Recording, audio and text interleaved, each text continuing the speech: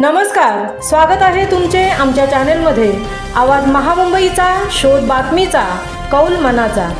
चला तर मग आमचे चॅनल शेअर करा, लाईक करा आणि सबस्क्राइब करा। धन्यवाद।